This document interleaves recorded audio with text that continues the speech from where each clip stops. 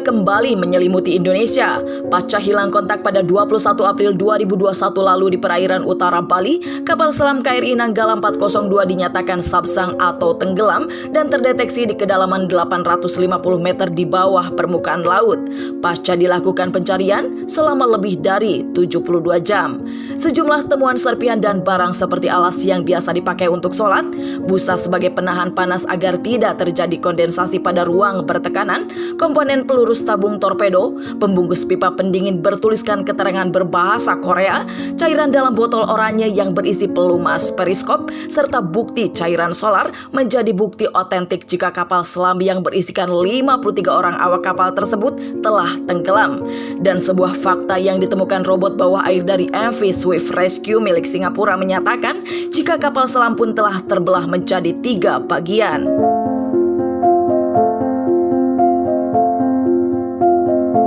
Sebelumnya, kapal selam buatan Jerman tersebut hendak melakukan latihan tembak torpedo kepala perang pada 21 April 2021 dini hari. Kru kapal selam meminta izin menyelam pada kedalaman 13 meter untuk persiapan menembak torpedo. Namun KRI Nanggala 402 yang semestinya meminta otorisasi penembakan tidak memberikan respons saat dipanggil. Status sabluk atau pencarian pun ditetapkan terhadap KRI Nanggala 402 yang kemudian meningkat menjadi submiss atau pencarian awal gagal pasca dilakukan selama 3 jam.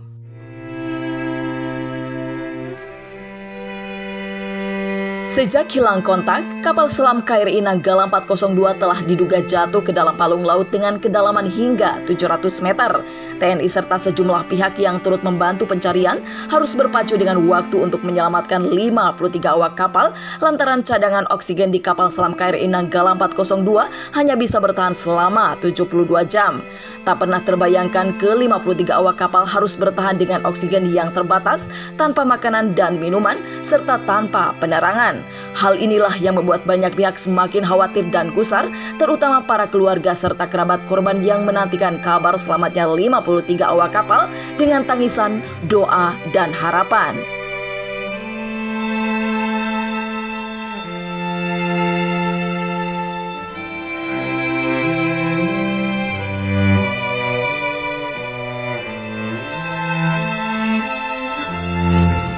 Kami saat ini sangat kehilangan. Berhari-hari kami menunggu berita, berharap bahwa beliau selamat, tapi Tuhan lebih sayang beliau. Kita harus ikhlas, walaupun sedih, walaupun kehilangan sekali teman baik kami. Rasa sih nggak ada ya. Kita terakhir duduk ngobrol seperti biasa, ketika duduk terus dia mau sholat, dia pamit, saya sholat dulu, saya dia ke masjid, segala macam, kami tetap nongkrong. Nggak ada firasat apa-apa sampai kemarin ibundanya memberi kabar kami, mohon doanya. Dari hari Kamis kita semua di sini teman-temannya cuma bisa berharap dia selamat. Dengan segala macam pemberitaan, saya sering berkumpul berhari-hari ini belakangan setelah kejadian ini bahwa Hari pasti selamat, dia orang baik. Tapi kembali lagi Yang Maha Kuasa lebih sayang Hari untuk bahwa terus terang kami shock semua di sini. Sebagai teman-teman sangat-sangat kehilangan. Kami teman-teman cuma berkumpul, berdoa, berharap untuk selamat. Sampai tadi malam pun kalau kita masih ngumpul, membesarkan hati bahwa dia nggak kenapa-napa, masih ada 1 hari lagi, masih ada gitu. Harapan itu tetap sampai tadi kita nonton TV, Panglima ngomongin itu rasanya seperti apa, baru percaya bahwa kita harus kehilangan. Terakhir bulan lalu saya ketemu, kita masih ngobrol, dia baru selesai sesko TNI untuk bisa menjadi laksamana. Dia masih bilang bahwa doakan saya supaya bisa saya terus ke jenjang yang lebih tinggi. Hari akan selalu ada buat kami. Semua di sini sangat dihilangkan, sangat hari udah tenang. Kita semua sedih, tapi kita juga semua bangga punya teman seperti beliau. Kenangan akan sosok Kolonel Hari Setiawan pun kembali teringat di benak kedua sahabatnya, Jericho Laimena dan Jose Ferry. Keduanya bercerita tentang bagaimana sosok Kolonel Hari yang memiliki perilaku baik serta rendah hati sejak kecil. Pasalnya, meski telah memiliki jabatan yang tinggi dalam pekerjaannya, namun Kolonel Hari tak pernah membatasi pergaulannya dengan para sahabatnya. Di masa sekolahnya, Kolonel Hari pun merupakan seorang gitaris yang tergabung dalam grup band sekolah. Sayangnya, ada satu keinginan di antara Kolonel Hari dan para sahabatnya yang belum terwujud hingga akhir hayatnya. Dan sebagai penghormatan terakhir untuk Kolonel Hari, warga di sekitar kediamannya pun mengibarkan bendera setengah tiang.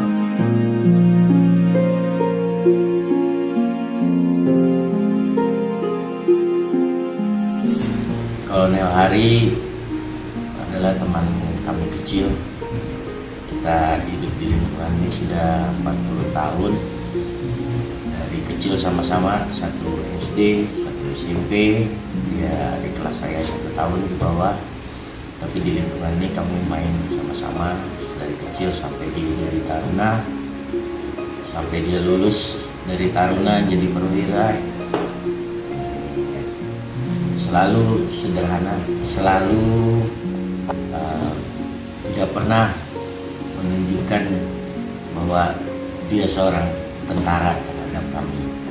Dia merupakan sahabat, teman yang selalu bersahaja, teman yang selalu baik,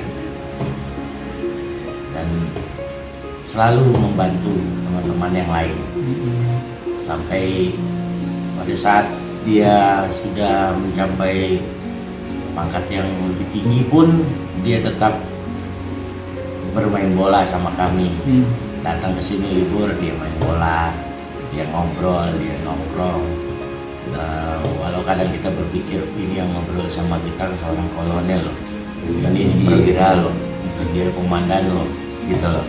Apalagi kemarin sebelumnya dia di dan Rana itu masih ngobrol sama kami di sini seolah-olah bahwa ya saya anak sini, yang saya tidak pernah menunjukkan bahwa saya perwira. Saya begitu rendah hati, sangat rendah hati orang ini. Tidak pernah menunjukkan kesombongan atau apa-apa. Dia hobinya ngeband, main gitar. Kami selalu dulu zaman SMP itu masih zaman ngeband. Dia salah satu gitaris yang bagus. Dia mempunyai kelebihan daripada kami semua. Sampai akhirnya dia memutuskan untuk jadi taruna. Terus terang, Kolonel Hari adalah kebanggaan kami, kebanggaan teman-teman di sini, kebanggaan lingkungan ini, bahwa kami mempunyai satu sosok yang bisa dibanggakan, yang bisa begitu mempunyai prestasi yang banyak, bisa mempunyai karir yang tinggi. Itu menjadi satu kebanggaan buat kami di sini sebagai teman-temannya dan juga warga di lingkungan ini. Keluarga beliau sangat baik terhadap satu sama lain, kenangan yang baik. Kita semua mempunyai kenangan yang baik, kenangan yang indah. Orang yang nggak pernah nakal, nggak pernah badung, tapi dia tetap nongkrong sama kita yang mungkin dulunya badung. Dia tidak menjadi badung walaupun dia duduk sama-sama. Dia orang yang sangat-sangat rendah hati dan bisa menjaga dirinya dengan baik. Banyak kami di Surabaya pun yang selalu dijemput. Ketika dulu saya bermain di Surabaya, dia datang ke Surabaya. Kolonel Hari datang jemput kami ke hotel, bawa jalan-jalan. Waktu itu dia masih Kapten Nenggala ini, Kapten Nenggala sebelum dia ke Korea itu untuk misi kapal selam yang baru. sangat perhatian pada teman-temannya, sangat perhatian, sangat tidak bisa melihat kami susah. Jadi buat kami kenangan-kenangan itu akan tetap kami jaga, akan tetap kami simpan untuk selamanya. Sebagai seorang teman, tidak pernah mengecewakan teman lain, tidak pernah punya musuh sama orang lain. Ya. Sebagai seorang pemimpin, tegas, sangat mengayomi anak buahnya. Kami sering, ayo kita ke kapal selam, saya bawa tur kalian kalau mau lihat kapal selam. Jadi ya dari kesampaian, tapi dari ceritanya kami sudah bisa bangga bahwa tidak semua orang bisa naik kapal selam, apalagi memiliki komandannya. Jadi sekarang bisa jadi komandan. Keluarga di sini sangat menghargai beliau sebagai seorang patriot. Kalau Presiden tadi bilang menjaga kedaulatan negara ini, jadi kami warga sini akan memasang bendera setengah tiang untuk menghormati kemerdekaan. Semoga suatu hari bisa hidup di surga.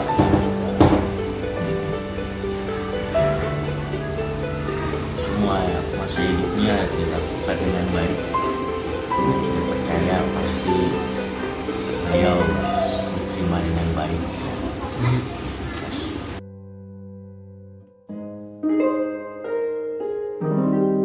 Hilangnya kapal selam KRI Nanggala 402 membawa duka yang mendalam, tak hanya bagi para keluarga korban, namun juga bagi seluruh masyarakat Indonesia, tak terkecuali para selebriti, salah satunya Arzetti Bilbina.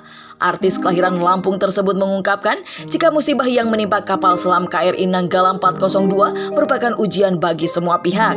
Dan meski ke-53 orang awak kapal telah dinyatakan gugur, namun Arzetti masih berharap jika jasad dari ke-53 orang awak kapal tersebut masih bisa ditemukan. Pertama-tama mengucapkan innalillahi wa inna ilaihi raji'un, semua kita kembalikan ke Allah.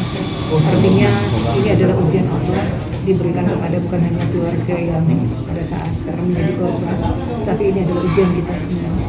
Ujian untuk kita menyegerakan, untuk meminta ampun dan selalu berserah kepada Allah, melakukan tindakan-tindakan baik agar Allah mengurangi kembali ujian-ujian kepada kita dan keluarga kita dan orang-orang yang kita cintai.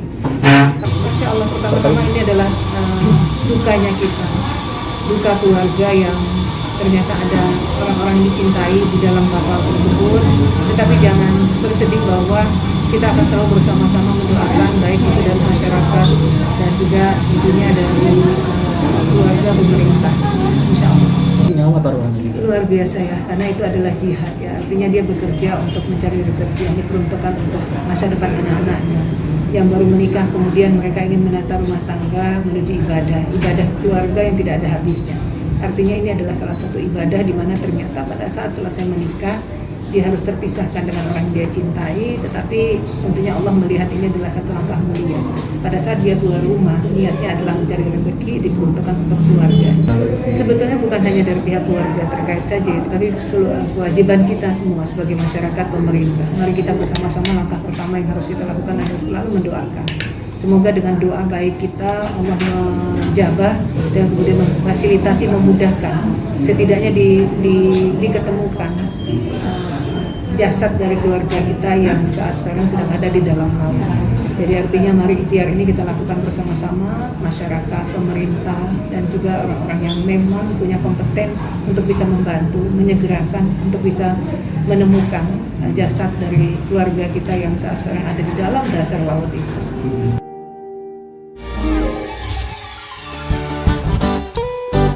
Dipertemukan dalam sebuah judul sinetron religi di tahun 2007 silam, persahabatan di antara Udin Nganga dan Asrul Dahlan masih terjalin dengan erat hingga saat ini. Keduanya mengaku tak pernah menyangka jika persahabatannya bisa terus bertahan hingga 14 tahun lamanya. Sejak saling memiliki kecocokan satu sama lain, keduanya terus berkomunikasi meski tak terlibat dalam satu judul sinetron yang sama dalam waktu yang cukup lama. Pasalnya, Udin dan Asrul mengaku kerap saling merindukan satu sama lain jika keduanya tak saling bertemu. Udah 14 tahun. 14 tahun, mudah-mudahan sampai kiamat. Amin. Insya Allah persahabatan kami ya sudah berjalan 14 tahun dengan keadaan kami alhamdulillah sampai sekarang. Alhamdulillah. Sehat walafiat. Yang penting mah itulah, sehat-sehat lah yang pentingnya. Kalau nggak sehat percuma, punya duit. Kalau nggak sehat juga cuma. Apa artinya? Apalah arti? Apa artinya Bang? Sehat dan punya duit. Kata siapa itu? Hati gua. Ya melihat dia ya seperti manusia. Yang jelas ya kita juga nggak tahu bakal jadi seperti ini terus berdua dengan dia. Tadinya ya lulu gua gitu kan. Tapi nggak tahu tak tahu aja kok bisa nyampur main sama dia dari panjang dan alhamdulillah lagi sampai sekarang itu erat terus. Subhanallah. Ya tergantung dari kitanya, you and me together. Sweet banget. Memang begitu, kita suka itu. Selalu, always. Kita suka sweet-sweetan sama cubit-cubitan, jadi nggak ada masalah. Hal yang paling sering kita lakukan bersebuah adalah saling kontak-mengontak, bagi-membagi, minta-meminta, kasih mengasih.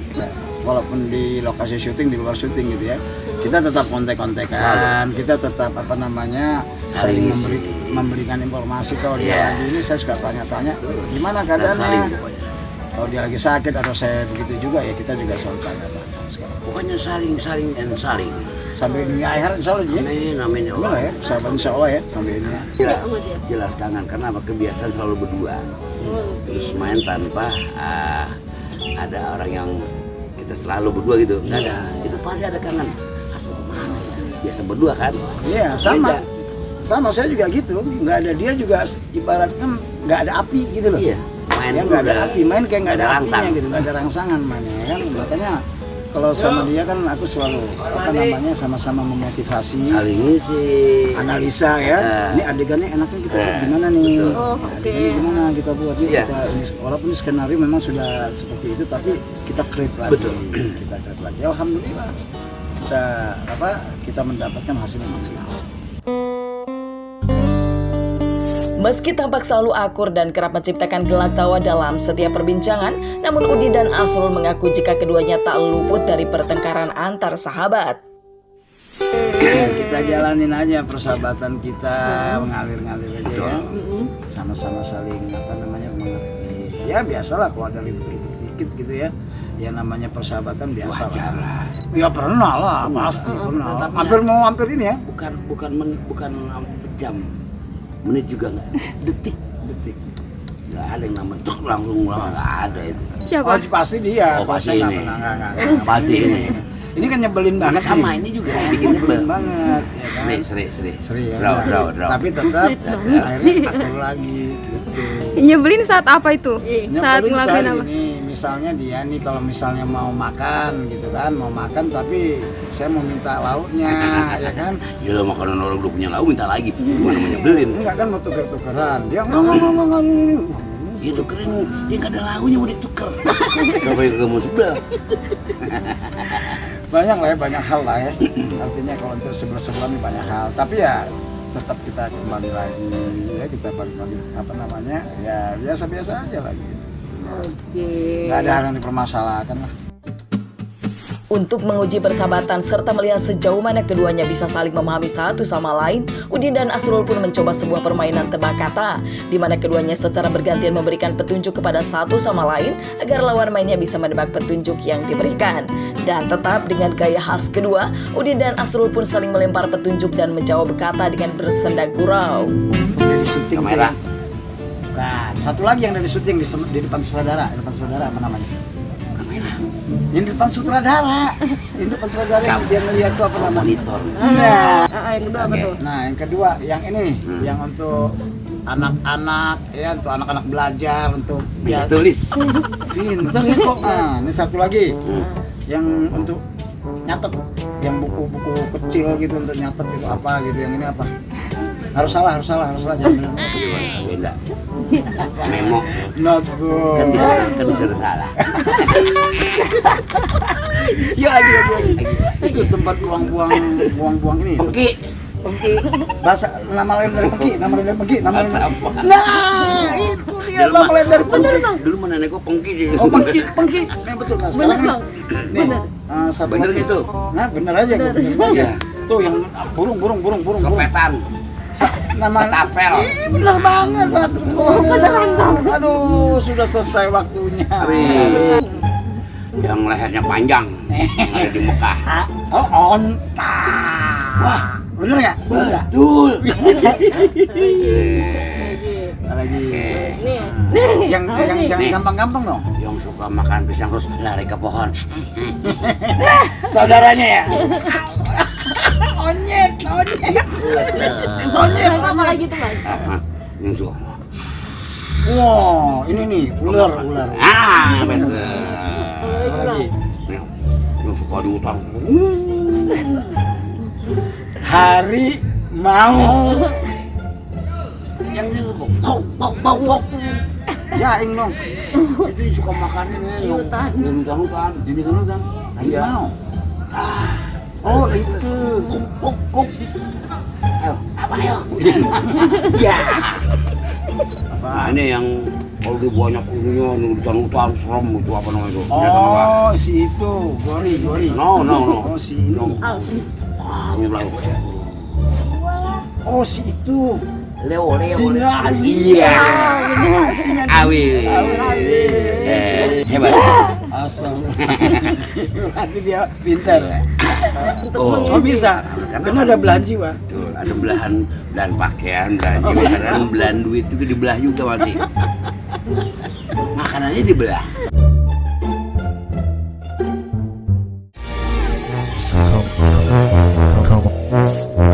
Menjalani ibadah puasa di masa pandemi COVID-19 saat ini rupanya justru menjadi hal yang menyenangkan bagi Fitri Karlina dan sang suami Hendra Sumendap. Pasalnya, sejak jadwal penerbangan di masa pandemi dibatasi, sang suami yang berprofesi sebagai pilot kini lebih banyak berada di rumah. Begitu pula Fitri yang sedang tak padat jadwal manggung seperti sebelumnya. Ini pun menjadikan Fitri dan Hendra memiliki waktu bersama lebih banyak dalam 1 tahun terakhir. Apalagi di bulan Ramadan saat ini, keduanya yang biasanya sangat jarang bisa sahur dan berbuka puasa bersama, kini bisa merasakan indahnya bulan Ramadan dengan fokus beribadah berdua. Bahkan Fitri pun mengungkapkan jika keduanya telah lebih dulu mudik ke kampung halamannya sebelum memasuki bulan Ramadan. Yang pasti sih bulan puasa tahun ini memang kan berbeda. Kita masih dalam situasi yang pandemi gitu. Ya cuma memang aku bersyukur banget sih. Dan aku bulan puasa tahun ini tuh walaupun situasinya sedang ada musibah kan gitu, tapi buat kita berdua ini adalah bulan puasa yang paling menyenangkan. Karena bisa lebih banyak bersama sih. Benar, bisa Karena lebih- terbang jarang ya sekarang, terbang juga sedikit, jadi ya lebih sering di rumah gitu. jadi lebih menyenangkan, terus juga lebih apa ya, everything is fine kayak gitu loh. Kayak walaupun situasi sedang pandemi, tapi di rumah aku dan aku dengan suami itu semuanya malah adem ayem. Kita benar-benar fokus beribadah. Terus kemudian ada banyak waktu kita buat introspeksi. Kalau itu pasti. Cuma memang kan kita harus bisa cepat beradaptasi, ya kan? Bagaimana di situasi yang seperti ini, tapi kita tetap nggak menghilangkan esensi Ramadannya gitu. Soalnya kalau kita terus terlalu merindukan juga, kita nggak cepat beradaptasi dengan keadaan yang sekarang. Makanya malah kita juga makin stres, kepikiran, jadi nggak nyaman, nggak enak. Justru malah aku bersyukur banget karena kita makin banyak waktu. Soalnya kalau di luar pandemi, di situasi Ramadan kayak gini malah aku banyak kerja kan, kayak gitu. Karena stripping lah segala macam, malah jarang di rumah, jarang ketemu suami. Sampai 3 minggu pernah nggak ketemu. Iya, jadi Justru malah ini menurut aku adalah nikmat tersendiri. Ada es teh manis. Es teh manis wajib. Untungnya aku bersyukur banget punya suami yang gak neko-neko, yang harus punya apa, harus dilayanin ala carte kayak gitu. Untungnya enggak. Jadi aku bersyukur banget, pokoknya wajib kalau setiap mau buka puasa harus buatan es teh manis dulu. Spesial. Spesial, pakai cinta. Terus juga kalau sahur ya udah kayaknya sih laga-laganya 30 harinya kita Nasi sama telur. nasi sama telur ya. Nasi sama telur. Nggak bosan. Selama suaminya nggak komplain kayak nasi sama telur deh. Nasinya 1, telurnya 2 biji ya. Jadi Tapi nggak apa-apa sih. nggak tahu enak nggak sih ya? Sama kecap. Ya simpel sih. Kehidupan kita itu simpel aja, dibawa enak. Kalau misalkan kita lagi pengen apa yang sesuatu yang lain ya habis buka kita bisa ngegojek gitu kan. Pokoknya simpel-simpel aja. Karena juga pas lagi puasa kayak gini paling cuma nafsu pengen aja, giliran makan juga. Kemarin kita ngeduluin pulang kampungnya. Sebelum puasa. Karena kan kita udah rame banget kemarin, mudik nggak boleh. Jadi kita usahain pulang kampungnya duluan gitu. Juga sengaja justru jangan di pas puasaan ya, karena kuliner di Banyuwangi enak-enak.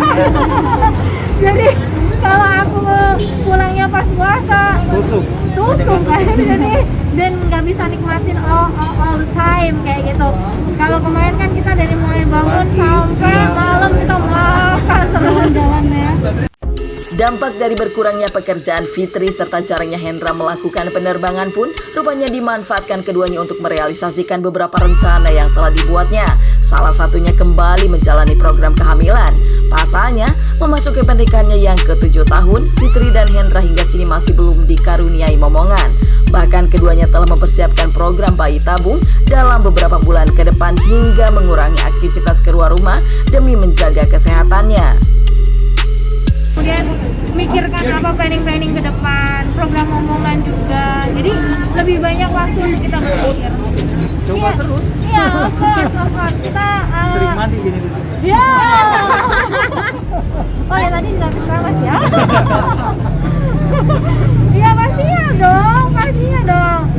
Sambil santai, sambil kita juga program omongan, sambil juga pelan-pelan menapaki bisnis baru kayak gitu.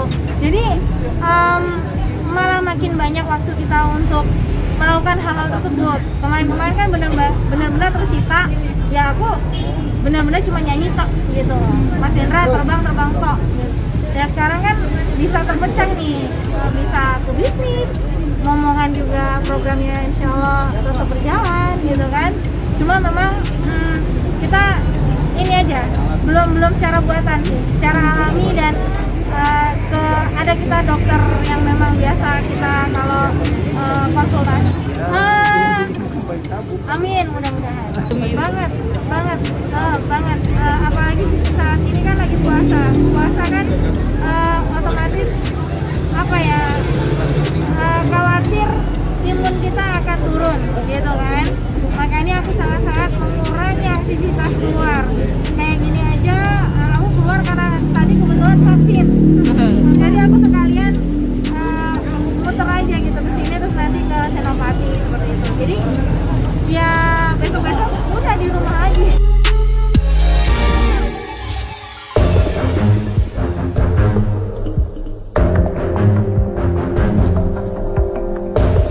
Konflik rumah tangga Sule dan Natalie Holscher yang sebelumnya sempat memanas kini mulai mereda. Sebelumnya, Natalie yang merasa tak dihargai pasca menjadi istri kedua Sule dan ibu sambung bagi keempat anaknya, memilih untuk pergi dari rumah Sule yang telah menikahi pada 15 November 2020. Keretakan rumah tangga keduanya semakin tercium publik lantaran Natalie yang kerap mengunggah kekecewaan dan kemarahannya di media sosial. Apalagi, sang nenek sempat angkat bicara dan menyebut jika Natalie siap bercerai dengan Sule yang membuat suasana rumah tangga komedian asal Cimahi tersebut semakin memanas.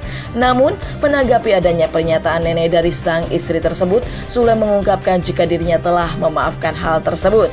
Bahkan, Sule pun turut meminta maaf atas permasalahan rumah tangganya yang mencuat ke hadapan publik, serta membantah tudingan jika adanya permasalahan tersebut merupakan settingan. Percakapan yang ada di media sosial atau di YouTube dan yang lain-lain, ya saya minta mohon maaf lah, mohon maaf yang sebesar-besarnya atas kejadian inilah. Ini tanpa kita harus menjelekan siapapun lah. Saya nggak tahu ya, saya itu bukan ranah saya, itu kan keluarganya dia. Yang jelas mungkin ya di sinilah mungkin ya Natali meminta maaf kepada semuanya lah ya, semuanya, artinya kan berbeda mungkin apa yang dilontarkan sama Natali terus dilontarkan lagi di media sama omanya ya, itu kan masing-masing berbeda. Iya. Nah, mungkin di sini Natali ini bukan ikut campur ya, mungkin inginnya Natali ini keluarga itu tidak berbicara, mungkin itu karena tidak ada izin dari Natali. Jadi ya dimaafkan sajalah, namanya juga orang tua ya kan, namanya juga orang tua, berbeda pola pikirnya dengan kita, dan hal yang wajar juga ketika omahnya mengatakan sesuatu hal seperti itu karena dia mungkin cucunya, kan? Sebenarnya kan neneknya Natali itu kan di Belanda, tapi Natali dari kecil tuh sama oma, itu hal yang wajar. Ya kalau ini settingan, kalau menurut saya mah sangat keji sekali ya, kalau kita settingan menggunakan hal-hal yang berbau berhubungan dengan rumah tangga, ya kan? Kalau settingan itu ya sama aja kita mendoakan rumah tangga saya seperti itu ya. Ya biarkanlah netizen itu kan mereka bisa berasumsi apapun, mereka mau bilang apapun silakan. Cuma mungkin kebetulan pas pasca kemarin rame itu, pas dia tuh sebetulnya udah bikin cover sudah lama, bikin cover sudah lama, dan mungkin jadwal publishnya itu di tanggal itu, dan kebetulan pas lagi seperti ini gitu. Jadi ya silakan kalau orang mau menganggap bahwa ini settingan atau apapun, tapi kalau menurut saya sangat keji sekali gitu kalau saya memanfaatkan momen hal seperti itu. Berbeda dengan Natali yang terlihat mudah emosional hingga kerap mengumbar permasalahan rumah tangganya di media sosial, Sule justru terlihat lebih tenang menyikapi permasalahannya tersebut. Sule pun mengungkapkan jika hubungannya dengan sang istri kini telah membaik dan kembali berkomunikasi seperti sedia kala. Meski begitu, sayangnya Natali masih belum kembali pulang ke rumah Sule dan tinggal di tempat yang sengaja dirahasiakan oleh Sule. Kalau untuk balik ke rumah belum ya, karena saya kalau berbohong juga ini kan bulan suci Ramadan ya. Cuman saya pikir udah dia untuk menenangkan diri dulu, karena kan dia stres juga lah ya dengan kejadian seperti ini. Udah ditenangin aja dulu, kita santai, yang penting keep in touch ya, bahasa Inggris ya. Kita tetap berhubungan lah gitu ya, maksudnya tetap berkomunikasi, lancar, tetap mensupport dia dengan bulian-bulian netizen yang begitu hebatnya gitu kan. Mungkin kalau saya mah udah biasa ya kan, udah berapa puluh tahun saya di dunia seperti ini, tapi kalau Natali kan baru ya, baru melihat seperti itu, artinya saya harus tetap mensupport dia lah ya, karena kasihan dia lagi isi, kasihan sama bayinya. Yang jelas di sini mah saya minta maaf aja lah atas kejadian ini, minta maaf. Mungkin ini buat pelajaran istri saya dan juga buat kita semua lah. Jadi kalau masalah keluarga ya cukup kita yang tahu, jangan share-share ke media sosial gitu. Dan Natali juga nggak salah sebetulnya kan, yang salah tuh tetap saya, karena ditimbulkan permasalahannya itu kan dari saya. Tapi mungkin karena tidak bisa menahan emosi, yang akhirnya dia men-share itulah ke sosial media. Tapi ya dia juga udah minta maaf sama saya, sama-sama lah gitu, sama-sama kita belajar dalam membangun rumah tangga ini. Berumah tangga itu kan harus sabar. Sesuatu hal itu tidak ada rumah tangga yang tidak ada permasalahan, pasti ada permasalahan. Mungkin karena situasinya yang berbeda gitu, umur saya yang sekian, Natali yang ya jauh berbeda gitu, dia baru dalam rumah tangga, ya jadinya lah ya seperti ini. Tapi saya harap sih ini adalah sebuah pelajaran untuk kita semua lah ya. Sendiri tahu ada di suatu tempat lah. Tahu, saya udah waktu itu saya udah ke rumah, udah nyamperin juga gitu, udah nyamperin juga. Jadi ya tunggulah, nanti tunggu, tenang lah. Yang terpenting pasti nanti akan ada waktunya, ya kan? Karena saya juga nunggu dari dianya untuk kembali ke rumah, tapi saat ini mungkin masih banyak juga pekerjaan yang harus dilakukan di rumah, di tempatnya dia gitu. Jadi kita tunggu aja lah nanti hasilnya. Yang jelas saya menginformasikan kepada semua bahwa saat ini komunikasi saya lancar, tidak ada apa-apa, baik-baik aja lah. Dan saya mohon kepada media untuk tidak memberitakan yang aneh-aneh lah, jangan memperkeruh suasana lah. Ini bulan puasa, ya kan? Kita keluarga juga sama nenek yang di Belanda juga saya sudah telepon. Mereka juga minta maaf atas nama keluarga. Kita sudah memaafkan, udah clear, udah nggak ada apa-apa lagi. Sebelumnya, salah satu kekecewaan yang dirasakan Natalie pernah diungkapkannya ke media sosial miliknya. Perempuan kelahiran 14 Desember 1992 tersebut mengaku sedih dan kecewa lantaran merasa dibanding-bandingkan dengan almarhumah Lina yang merupakan mantan istri Sule. Pasalnya, Putri Delina yang merupakan anak Sule dari pernikahannya dengan almarhumah Lina sempat mengunggah foto dirinya dan sang ibunda dengan mengungkapkan kerinduannya. Namun, rupanya Natalie tanpa sengaja membuka pesan di akun Instagram Sule dan melihat percakapan Sule dan Putri yang seolah tak menghargai keberadaan dirinya sebagai ibu sambung dari keempat anak Sule. Bahkan, unggahan Putri beberapa hari lalu yang membahas perihal kebenaran dan kepalsuan pun dikaitkan publik dengan Natalie lantaran dinilai hubungan keduanya sedang tak harmonis. Namun hal tersebut langsung dibantah Sule yang menyebut jika hubungan sang istri dan anak keduanya tersebut baik-baik saja. Jangan dibahas lagi kamu. Beberapa hari. Oh. Jangan dibahas lagi ya. Toh dia juga udah telepon Putri juga. Dengan Udah komunikasi. Semuanya juga udah komunikasi lancar. Artinya yang kita selesaikan itu kan masalah kisruhnya ya kan. Jadi disambung-sambungkan. Jadi kan tidak tahu Putri juga untuk siapa gitu kan. Tapi media kadang-kadang disambungkan. Oh Putri begini, ini begini gitu kan. Terus bahkan ada pemberitaan keluarga Sule murka sampai mau melapor ke polisi gitu kan. Sule akan menuntut, omongannya omnya nggak ada. Omnya udah telepon saya, udah minta maaf. Itu karena emosi lah. Dan itu sebuah hal yang wajar kalau mereka karena anaknya mungkin ada suatu masalah. Tapi itu ya tidak baik untuk diikuti gitu ya. Artinya sesuatu hal itu kita bisa diselesaikan dengan baik. Gitu kan? Panggil orangnya, kita ngobrol gitu kan, jangan ke media gitu. Itu aja sih sebetulnya. Yang jelas udah baik-baik sajalah gitu. Kalau anak-anak saya mah mungkin diajarkannya tidak terlalu ikut campur dalam urusan keluarga. Jadi kalau ada ya dia senang, kalau nggak ada ya udah santai gitu kan. Yang jelas tidak ada kebencian lah dari anak-anak untuk bundanya. Seolah masih ditakdirkan untuk bersama sebagai sepasang suami istri, Natalie yang sebelumnya gencar diberitakan siap untuk bercerai dengan Sule, justru menerima kenyataan jika dirinya sedang hamil anak dari komedian kelahiran 15 November 1976 tersebut. Dan kini, meski Natalie belum kembali pulang ke rumahnya, namun Sule yang terus menjaga komunikasinya dengan sang istri, siap untuk menemani sang istri melakukan pemeriksaan kehamilan selanjutnya. Ya, baru 25 minggu, nunggu aja lah. Baru 5 minggu, ntar kalau udah sebulan, udah 2 bulan, 3 bulan, baru nanti juga kelihatan. Nanti ya kan waktu itu, waktu dalam proses nggak ketemu. Loh, yang nggak satu rumah juga kan komunikasi tetap dong. Iya. Jadi jangan dipelintir-pelintir lagi gitu masalahnya. Kasihanlah dia lah ya, karena dia barulah rumah tangga lah gitu. Dan dia juga menyesali kok semua ini. Dia menjadi pembelajaran yang bagus banget kok sama dia gitu kan. Intinya baik-baik aja lah ya. Yang penting tuh doakan yang terbaik.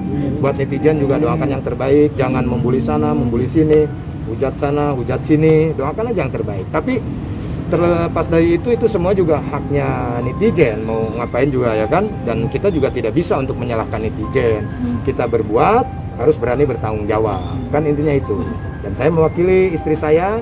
Ya, saya meminta maaf kepada seluruh warga Indonesia. Semoga ini tidak menjadi bahan dosa untuk kalian semuanya, ya kan?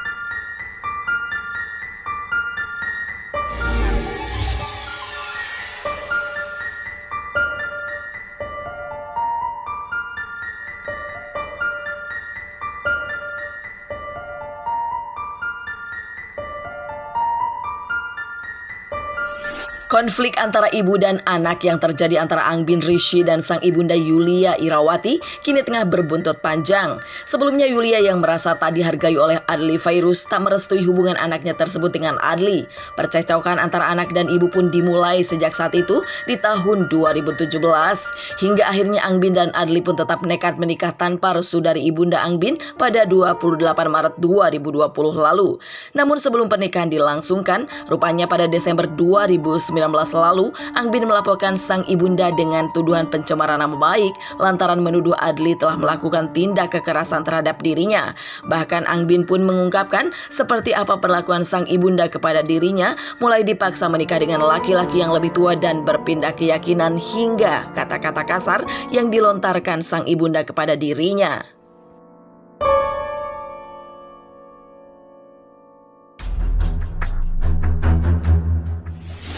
1 tahun lebih sudah laporan tersebut berjalan dan pada 23 April 2021 lalu, Yulia didampingi putri bungsunya Andlip untuk menghadiri mediasi dari laporan tersebut di Polda Metro Jaya. Pada mediasi yang dihadiri juga oleh Adli sebagai pihak terlapor mewakili sang istri yang berhalangan hadir, Adli mengaku dirinya sangat terkejut sekaligus kecewa saat melihat secara langsung sikap Adli terhadap sang ibunda. Adli tak menyangka kakak iparnya tersebut menunjukkan sikap yang tak sopan serta tak menghargai ibunya sebagai mertua dari Adli. Padahal sebelum peristiwa percekcokan terjadi, Adli mengenal Adli sebagai sosok yang baik dan sopan. Namun sayangnya, sikap yang ditunjukkan Adli di ruang mediasi membuat gambaran baik tentang sosok Adli di masa lalu seketika menghilang. Jadi pas di mediasi Polda itu jujur aku kaget banget. Itu aku sekaget itu karena aku belum pernah seumur hidup aku melihat orang lain gak ada attitude, nggak ada itu ke orang tua. Apalagi ini kenal gitu kan. Nah, aku juga bingung sih, maksudnya mama aku dianggapnya itu sebagai apa, mertua kah, stranger kah, atau siapakah, aku nggak tahu kan. Maksud aku ya, aku dididik dari dulu kalau ada orang tua ngomong atau apalagi berhadapan sama orang tua, apalagi kalau kenal, itu ya pasti at least ini aja masih termasuk kasar ya, cuman gini doang, itu at least kayak gitu. Tapi ini bener-bener enggak sama sekali.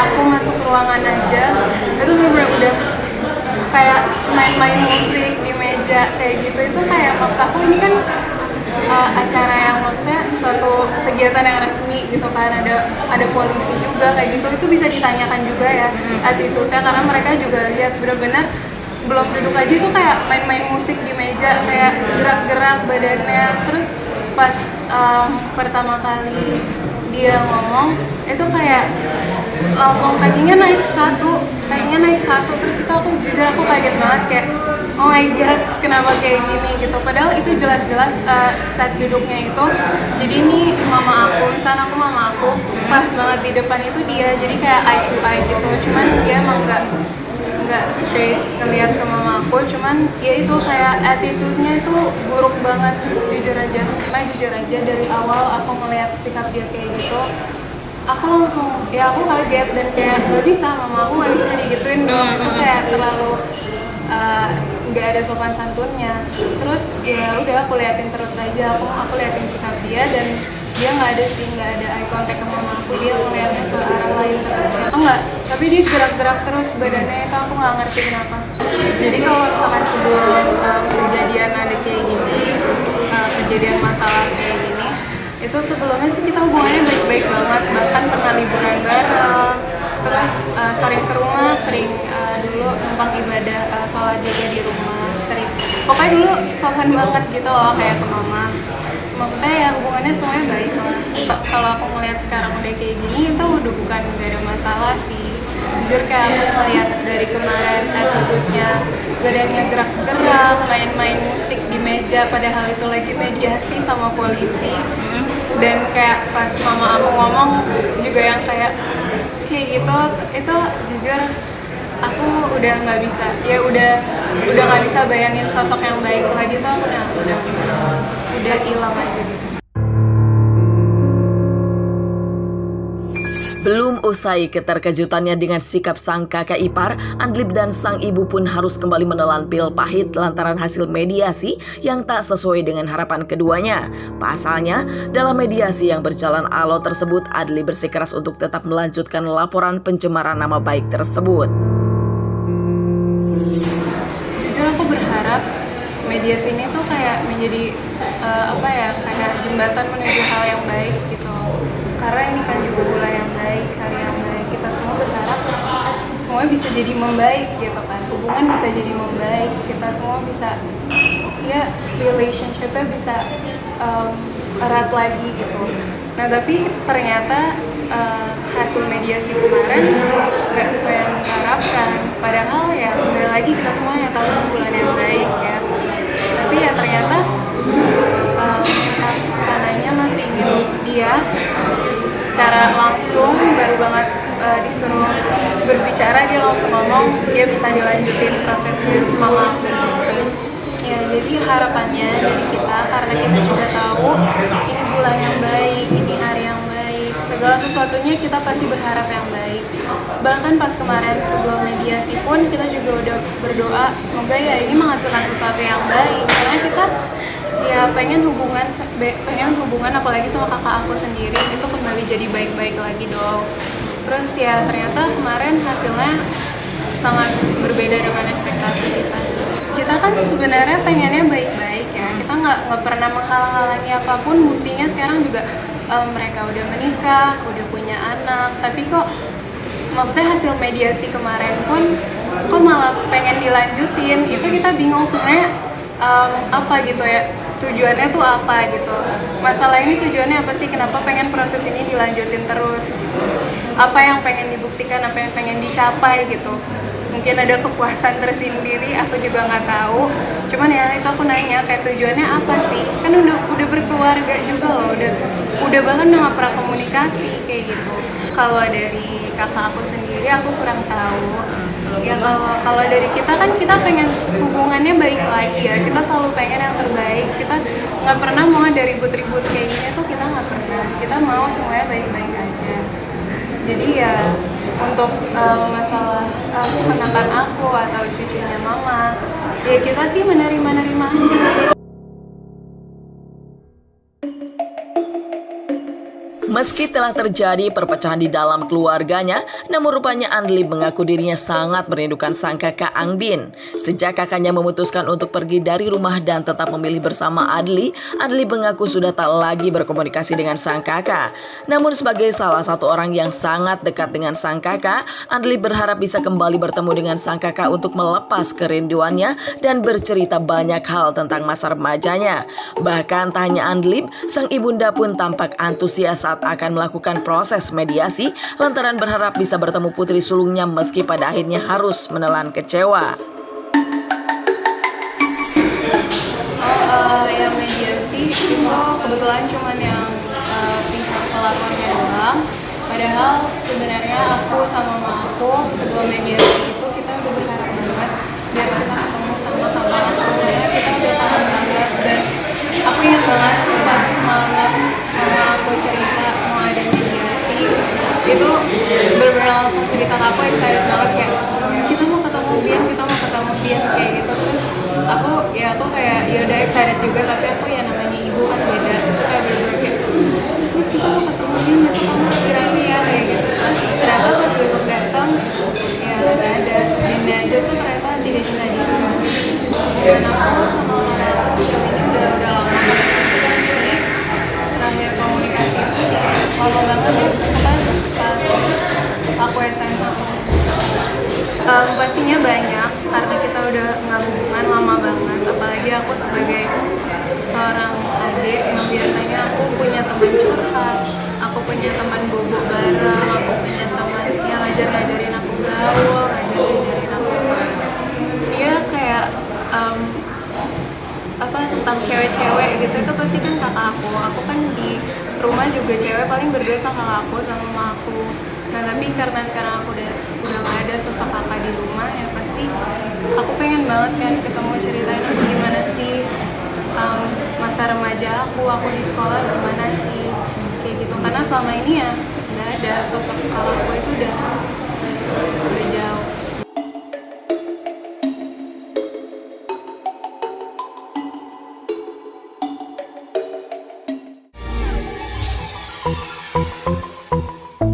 Sejak pandemi COVID-19 melanda Indonesia pada Maret 2020 lalu, ini menjadi kali kedua bagi umat muslim menjalani ibadah puasa di tengah situasi pandemi. Berbagai tradisi yang ada di bulan suci Ramadan seperti ngabuburit, berbuka puasa bersama, salat tarawih, sahur keliling, serta mudik, hingga kini masih belum bisa dijalani secara normal seperti sebelumnya.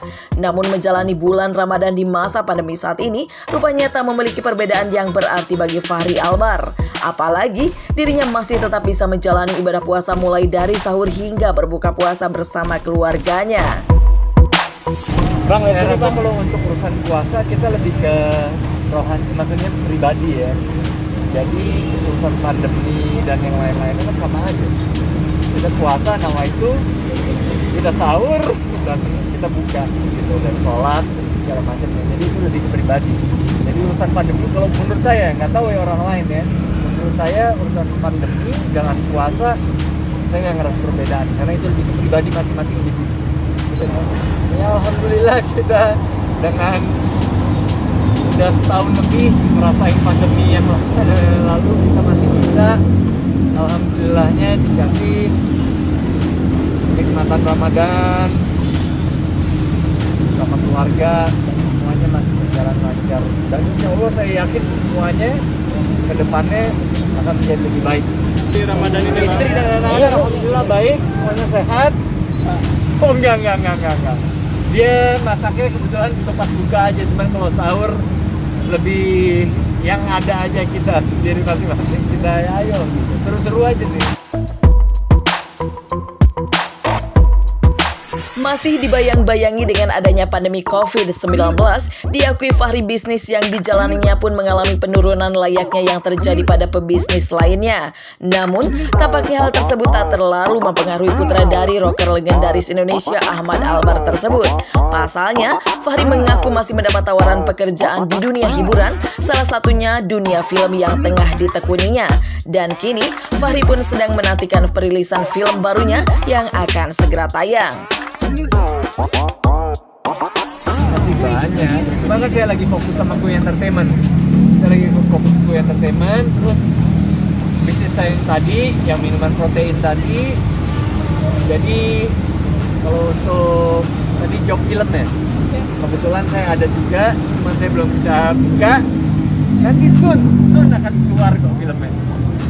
Jadi mudah-mudahan semuanya lancar. Alhamdulillah semuanya baik-baik aja. Saya rasa segala lini bisnis pasti berpengaruh ya, apapun itu. Cuman gimana kita pinter-pinternya aja sih, gimana kita spekulasi supaya bisa eksekusi yang baik. Segala macam bisnis ya, untuk adaptasi ngikutin dengan situasi yang ada sekarang.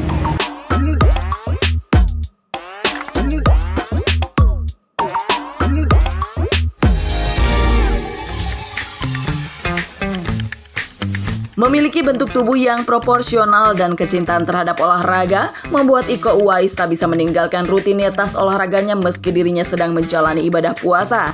Namun aktor kelahiran 12 Februari 1983 tersebut menyadari dirinya pun tetap harus menjaga daya tahan tubuhnya selama bulan Ramadan. Untuk itu, Iko pun menyiasatinya dengan menjaga pola makannya. Dan terlibat dalam beberapa judul film internasional, Iko pun berbagi cerita pengalamannya menjalani ibadah puasa saat sedang melakukan syuting di luar negeri. Kalau buat nge-gym segala macam itu kan kalau buat saya kebutuhan. Jadi nggak ada alasan sih untuk lemes, capek. Waktu nggak ada, jadi walaupun di sore hari mau buka, untuk kesempatan saya untuk main bola aman dong. Ini kan nggak bisa hobi yang langsung tinggal, apapun kerjaan gua. Waktu luang, hobi apa ya, nggak bisa mati sih, nggak bisa gue hindari. Jadi alhamdulillah keluarga, istri pun support. Jadi alhamdulillah aktivitas itu positif. Ya larinya kemarin bukannya pelarian. Daya tahan tubuh emang sih Ramadan agak sedikit susah, soalnya kan masalah waktu tidur kan agak berkurang ya. Sahur jam 2 jam 3, kalau tidur udah kemalaman lumayan agak males kalau bangun, menjadi setengah-setengah tidurnya. Jadi minimal bukan masalah 8 jam atau mungkin jam tidur, konsumsi yang saya makan, jadi saya lebih baik milih-milih, saya lebih baik pilih kasih daripada saya makan banyak yang bermanis-manis tadi, kita bilang manis-manis gula. Itu memang kalau buat tenaga ketika lagi buka puasa makan manis kayaknya seger banget, tapi itu kan pas lagi segernya itu ada duluan naik. Jadi saya lebih baik yang kebutuhan saya, bukan kebutuhan lidah. Kalau kebutuhan lidah mah paling sekian detik lewat di tenggorokan sama aja semua rasanya. Itu saya buat dari saya sendiri.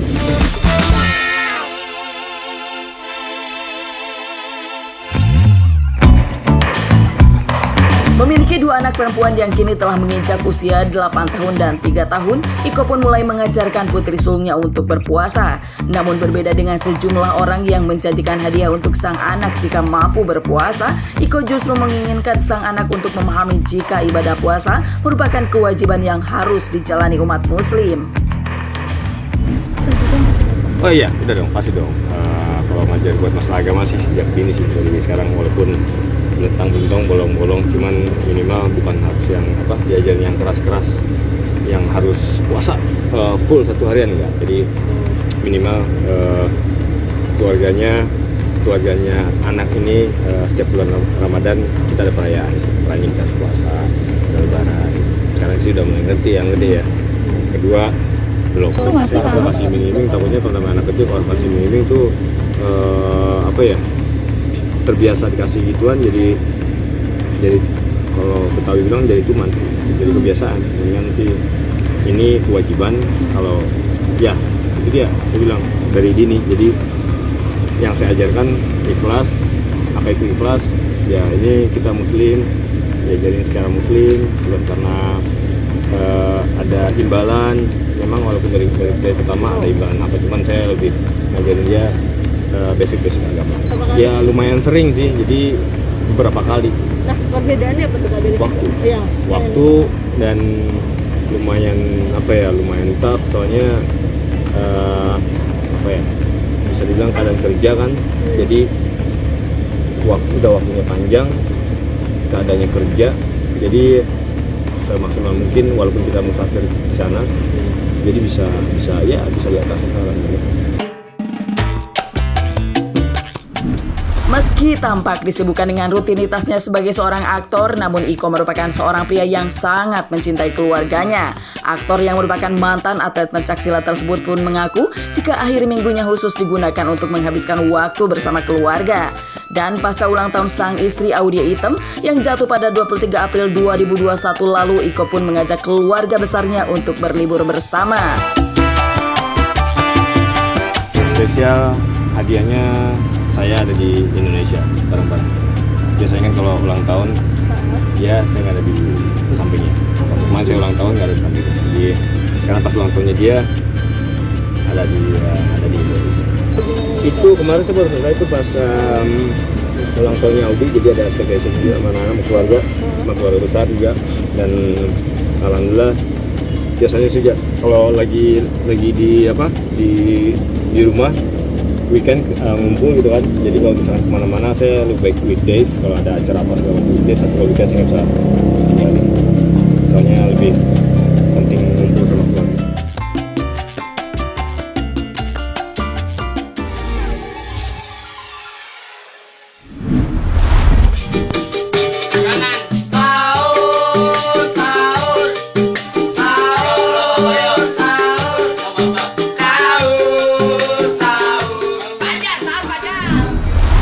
Satu tradisi yang cukup dirindukan di bulan Ramadan adalah membangunkan sahur keliling yang biasa dilakukan oleh para pemuda di lingkungan sekitar. Sayangnya, setelah beberapa hari ibadah puasa dilaksanakan, tradisi yang telah dilakukan sejak dulu kala tersebut justru mendapat protes dari salah satu selebriti Indonesia, Saskia Adia Meka.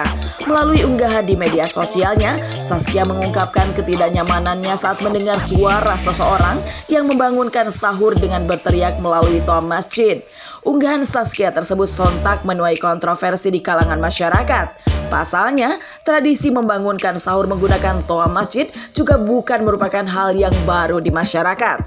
Bahkan sudah dilakukan sejak lama, baik di pedesaan maupun di perkotaan.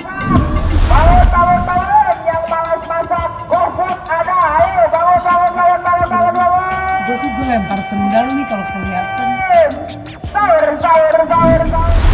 Belum usai kontroversi tersebut, Saskia kembali mengunggah sebuah video yang memperlihatkan sejumlah pemuda di daerah tempat tinggalnya membangunkan sahur dengan berkeliling menggunakan alat musik sambil bernyanyi.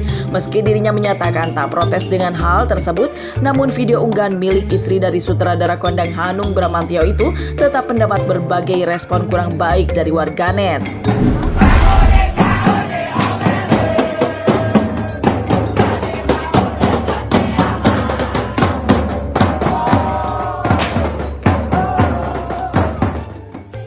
Artinya kan sekarang kan macam-macam ya cara orang membangunkan sahur itu dengan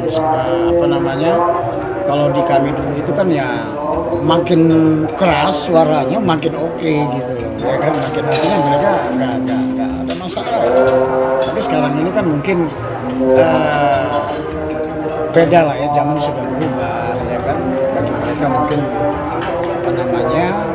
mereka mungkin terganggu oleh hal-hal itu ya nggak apa-apa juga sih. Kalau menurut aku pribadi sih ya artinya ya kita juga ya harus harus menyesuaikan juga ya kan. Tetapi juga mereka juga jangan komplain juga ya, sama-sama lah ya. Mungkin ini adalah cara kita kan, tradisi kita untuk membangunkan sahur dari dulu, makanya sekarang ini kok jadi dipermasalahkan gitu kan. Ya tapi sih ya kita juga oke, kalau memang mereka merasa terganggu atau bagaimana ya kita juga harus hargai juga ya, hargai mereka juga gitu kan. Ya mungkin dengan cara-cara kita lah, bagaimana tidak yang elegan gitu ya, cara membangunkannya mungkin ya secara kreativitas lah ya, artinya mungkin dengan cara-cara ya kita datangi mereka ya di rumah itu kan ya, kita ketuk pintu atau apa ini segala macam, nggak perlu lagi pakai toa. Itu kembali semua itu persoalan selera sih ya, karena ini juga bukan sebuah keharusan membangunkan orang sahur itu harus dengan cara begitu, tidak. Ini hanya tradisi saja. Nah, kalau toh memang anak-anak muda sekarang banyak yang juga nggak sepaham dengan itu ya, menurut saya oke, kita hargai nggak apa-apa, tetapi secara nilai-nilai kebudayaan artinya kalau di masa kecil saya dulu itu kayaknya saya rindu yang kayak dulu gitu. Tapi sekarang kan sudah zaman berubah, orang juga membangunkan sahur juga dengan pakai alarm, pakai apa segala macam gitu. Ya itu tergantung lagi sih ya. Memang kalau menurut aku sih ya ada pergeseran sih, nilai-nilai dulu itu sudah banyak yang tergeser. Kalau dulu itu kalau kita membangunkan sahur itu makin seru kalau tabuhnya itu makin keras gitu ya kan? Suaranya makin keras. Tapi sekarang mungkin sudah berbeda, oke nggak apa-apa, kita coba untuk menyesuaikan.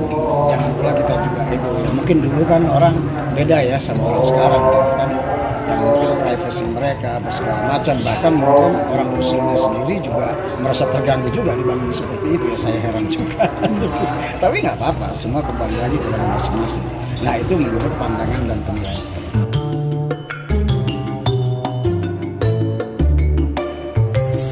Berbeda dengan Saskia yang merasa tak nyaman dengan cara membangunkan sahur di lingkungan tempat tinggalnya, Asrul mengungkapkan jika warga di lingkungan tempat tinggalnya tak pernah mengeluhkan hal tersebut. Meski ada warga yang bukan beragama muslim, namun toleransi yang diterapkan di lingkungan tempat tinggalnya membuat Asrul merasa senang. Bahkan terkadang warga di sekitar kediamannya yang bukan beragama muslim turut ikut berkumpul bersama warga muslim. Asrul pun mengungkapkan jika dirinya sangat merindukan tradisi bangun sahur keliling yang biasa dilakukan di kampung halamannya di Sumatera Utara, dan berharap jika tradisi yang sudah ada sejak dulu tersebut tak pernah dihilangkan.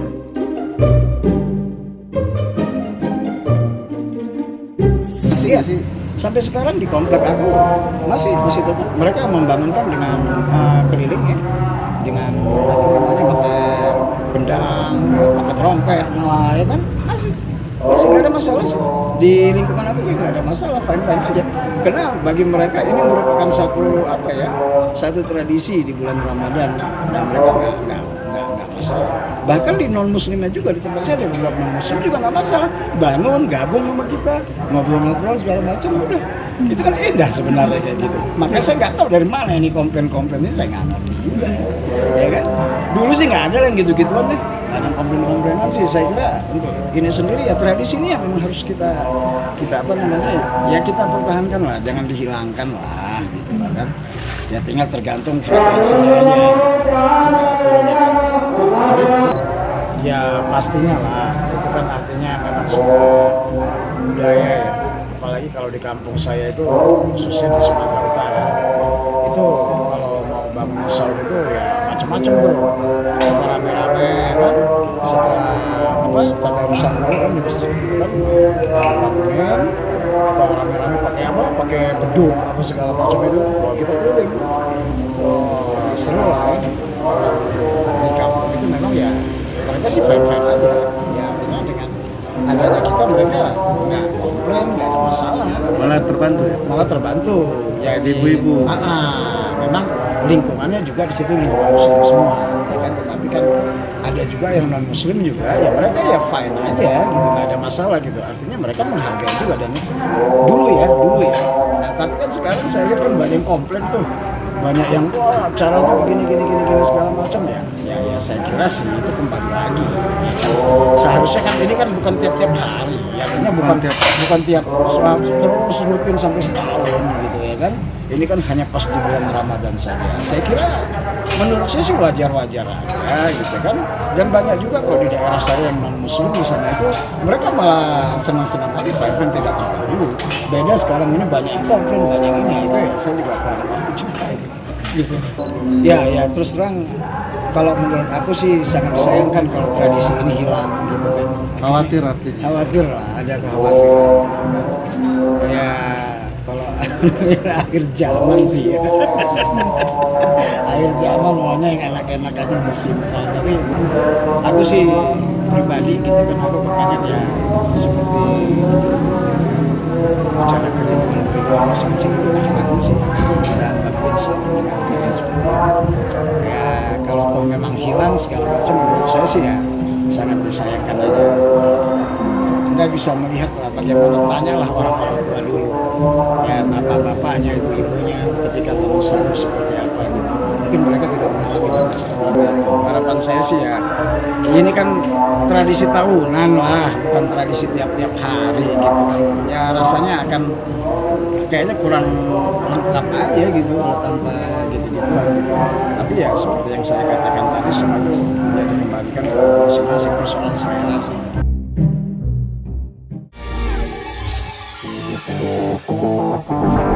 Pasca hubungan asmaranya dengan Lucinta Luna kandas, tampaknya Abbas kini telah menemukan pengganti sang mantan kekasih. Ditemui dalam sebuah acara, Abbas tampak tengah menggandeng perempuan cantik bernama Jessica atau JJ yang merupakan seorang selebgram.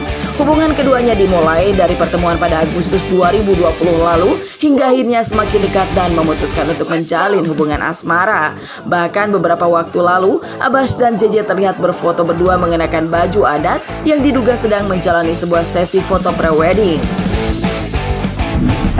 Jadi JJ perkenalannya tuh bulan Agustus tahun 2020 ya. 2020. Iya, kita dikenalin temen ya. Iya, dikenalin teman. Kemudian ya temenan biasa aja, tapi memang semakin lama semakin dekat.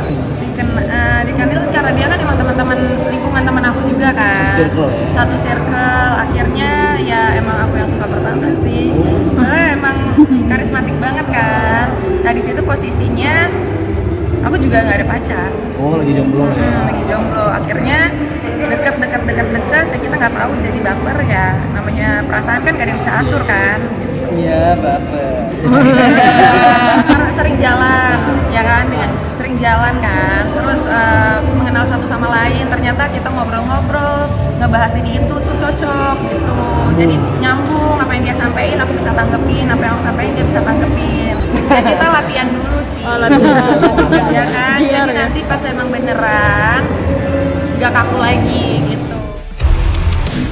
8 bulan menjalin hubungan asmara, Abbas dan JJ tampak semakin yakin dengan pilihannya satu sama lain.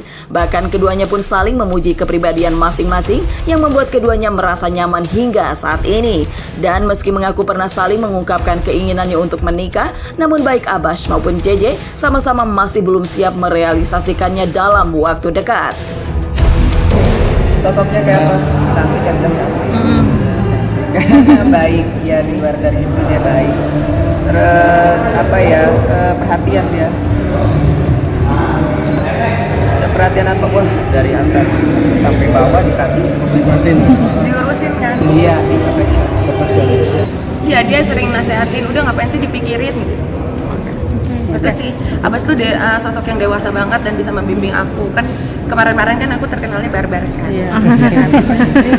Iya bener. Pas aku kenal Abbas tiba-tiba aku jadi lemah lembut, berarti pasangan kan mempengaruhi. Ya nggak tahu lah 2 tahun 3 tahun ke depan karena prosesnya kan agak rumit kan. Menikah itu kan gak gampang, ya kan? Menikah itu kan berarti kan harus komitmen yang benar-benar. Rencana mah planning kalau misalnya lagi ngobrol berdua, aku pengen nikah sama kamu, ya ada dong setiap orang pacaran gitu kan. Tapi kalau misalnya di-planningin untuk menjadi kenyataan itu sih belum sampai ke sana. Belum sampai ke sana. Karena hubungan kita masih seumur jagung, belum beda.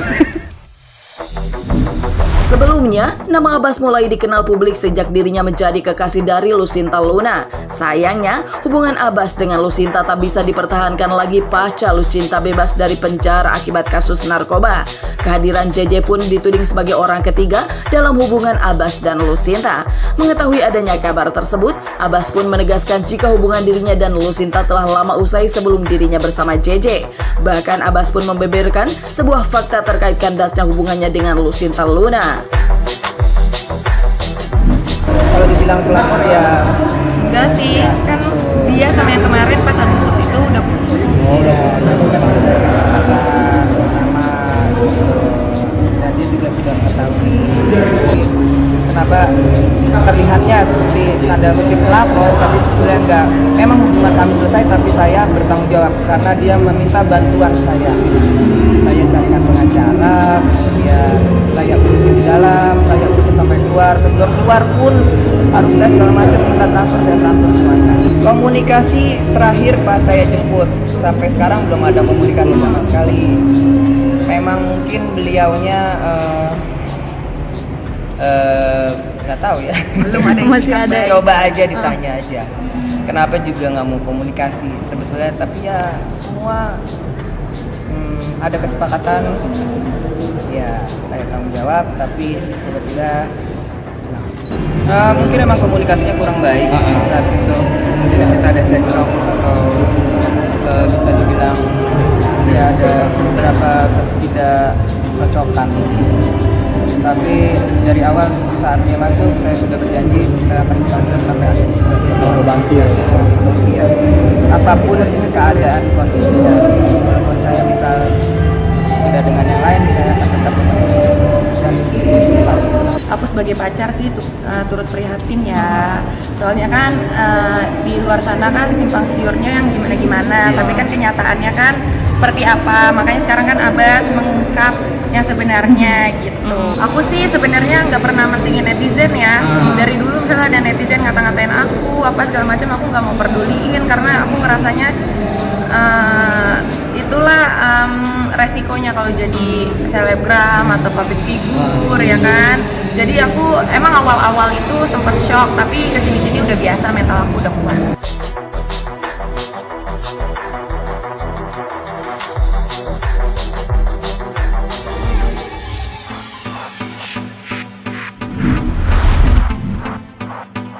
Mengisi waktu istirahatnya saat berada di lokasi syuting, Aliando Syarif memilih untuk bermain gitar sambil mencari inspirasi dalam menciptakan lagu.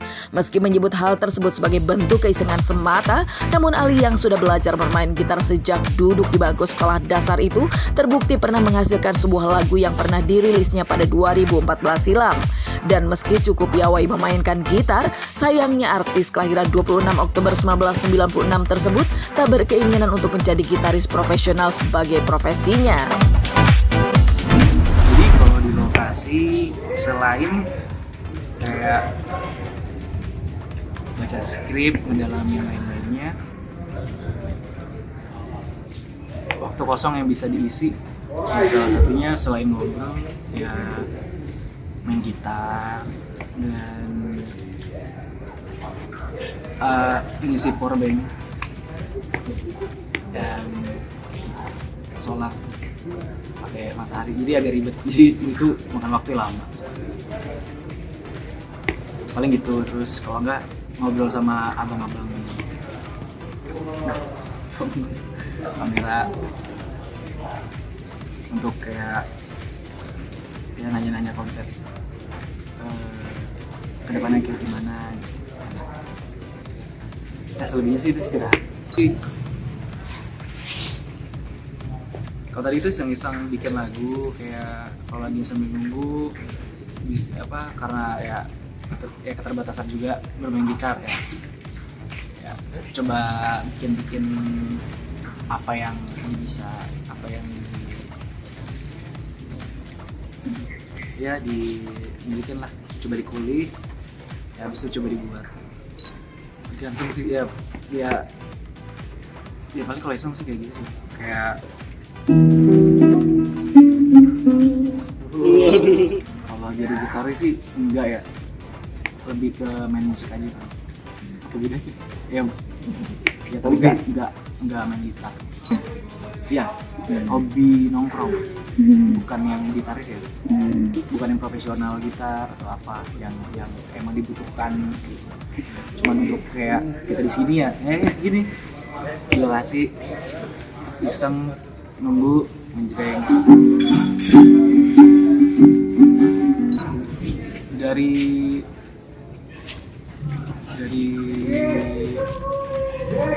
SMP SD sih, SD kelas 6. Tapi bukan ini Bang, bukan yang terus kayak lead.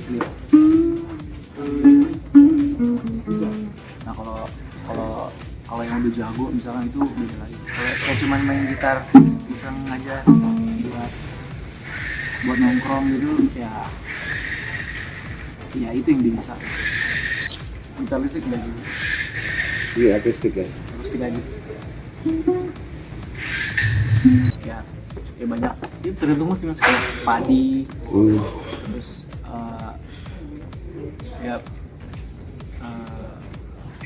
Gitarpen, Seven, semua sekarang. Sangat hobi memainkan gitar dimanapun ia berada, seolah menjadi suatu keharusan bagi Aliando untuk selalu membawa gitar kemanapun ia pergi. Bahkan Ali agar tak ketinggalan saat ia bepergian, Ali sengaja menyimpan gitarnya tersebut di mobil. Iya, gitar ada di mobil. Baiknya sih harus selalu ada. Enggak makan tempat. Sebenarnya sih ada lagi lebih kecil, namanya gitar lele. Kita ada ukur lele, kecil banget. Kalau mau lebih praktis terus emang ingin dengan suara yang sama, ya sebetulnya gitar lele. Sama porsinya, cuma dia lebih kecil lagi, mungkin segini. Kalau yang gitar lele dengan ukuran gitar yang sama, 6 senar juga, namun dia ukurannya lebih kecil. Senarnya tetap 6 dan nggak ada perubahan nada sedikit. Ada deh, lebih tinggi nadanya. Kalau ini kan standar, nggak pengoleksi gitar sih, cuma suka aja. Jadi ya mau kecuali kalau gue gitaris kali ya. Kalau gue gitaris mungkin gue akan koleksi atau nyari gitar dengan mungkin mempengaruhi kali. Bentuknya juga mempengaruhi suara. Jadi banyak hal yang sebentar dibeli untuk mencapai kepuasan. Pernah membentuk sebuah band bernama Aliandonesia pada 2015 lalu, di mana ia menjadi vokalisnya. Ali mengungkapkan jika dirinya kini belum memiliki keinginan untuk kembali mendirikan sebuah band pasca grup bandnya tersebut divakum sejak lama. Namun jiwa bermusik yang ada di dirinya tetap membuat artis keturunan Arab tersebut ingin terus bermain musik meski sudah tak lagi bersama grup bandnya tersebut. Dan mencoba menunjukkan kemampuan bermusiknya, Ali pun memainkan gitarnya sambil bernyanyi. Band sudah divakumkan. Kalau Ali sendiri pastinya tetap ngeband. namun mungkin tidak dengan band yang udah terdahulu gitu, atau dengan nama yang dulu juga gitu, karena sudah divakumkan. Jadi ya coba berjalan dengan musik yang baru. Sebenarnya kayak mau bikin band lagi sih nggak tahu, tapi mau ngeband sih ada, mau ngeband lagi. Jadi ya tetap di musik lah, ada, tapi ya di gue aja gitu. Will you do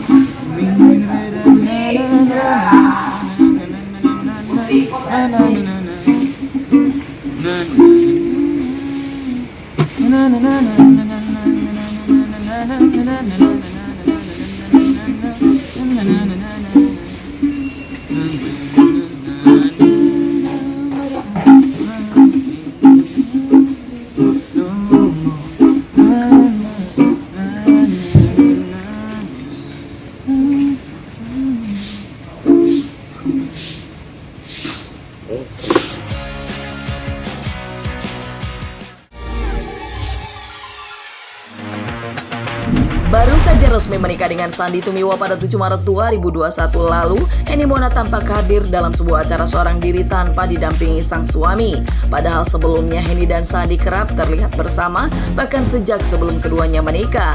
Hal ini seolah menimbulkan asumsi publik jika pernikahan Henny dan Sandy yang baru seumur jagung tersebut sedang bermasalah. Tak hanya itu, publik pun sempat menduga jika pernikahan Henny dan Sandy hanyalah settingan, serta menuding jika Sandy memiliki maksud tertentu dengan menikahi Henny yang merupakan seorang pengusaha dengan berbagai bisnis yang dimilikinya. Kalau dibilang sendiri, saya kan dari dulu juga biasa sendiri kan.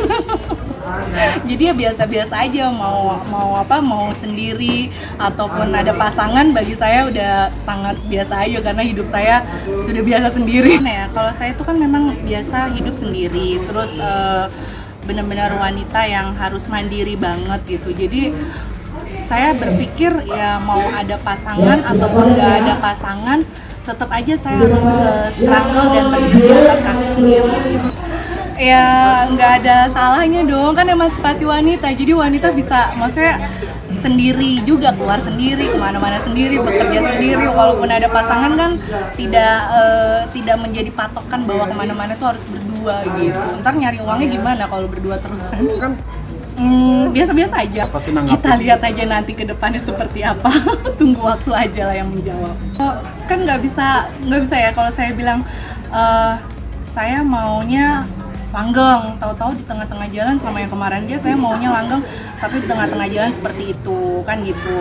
Kalau misalnya saya bilang saya nggak baik-baik aja, ya namanya kita berhubungan pasti ada masalah kayak gitu. Makanya saya bilang ya biar waktu yang menjawab aja lah, dibawa santai aja. Mau sendiri pun ada pasangan pun ya santai aja. Oh santai aja sih kalau misalnya netizen bilang kayak gitu, terus maksudnya ya yang mau deket sama saya seperti itu tuh kan balik lagi ke individualnya. Kalau saya kan yang penting jalanin dengan cinta dan damai, dengan ketulusan aja gitu, biar Allah aja yang balas. Kalau misalnya ada orang-orang yang jahat sama saya ataupun cuman yang gimana-gimana sama saya, biar aja balik lagi ke netizen kan maha benar. Sebelumnya pernikahan Henny dan Sandy yang sempat membuat heboh publik lantaran dilakukan dengan tiba-tiba dan secara diam-diam turut mendapat respon negatif dari sang mantan suami Rio Raivan. Pasalnya, meski telah bercerai dengan Rio saat melakukan pernikahan siri dengan Sandy, namun Henny belum mengantongi akta perceraiannya dengan Rio. Hal tersebut pun membuat Rio mengambil langkah hukum dengan melaporkan Henny ke pihak berwajib atas tuduhan perzinahan dan disangkakan pasal 284 dan 279 KUHP pada 8 April 2021 lalu. Sementara itu, meski kembali bermasalah dengan sang mantan suami, Henny justru menanggapinya dengan santai. Pasalnya, 2 hari pasca menikah dengan Sandy, tepatnya pada 9 Maret 2021, Henny dan Sandy telah bertemu secara langsung dengan Rio untuk membicarakan beberapa hal. Dan kini Henny pun bersyukur lantaran telah berpisah dengan sang mantan suami, serta terbebas dari beban beratnya pasca sang suami tertangkap narkoba pada 2019 lalu. Karena itu secara hukum di pengadilan belum ingkrah perceraian. Belum ada ikrar Belum talak. ada ikrar talak di pengadilan. Lalu yang bersangkutan melakukan pernikahan siri. Itu kita sudah siapkan semua bukti-buktinya. Semua bukti lengkap. Itu yang akan kita sampaikan nanti di dalam. Dengan berat hati sekali. Toh saya juga sudah ketemu mereka, sudah ketemu yang mengaku keluarganya Sandi, segala macam.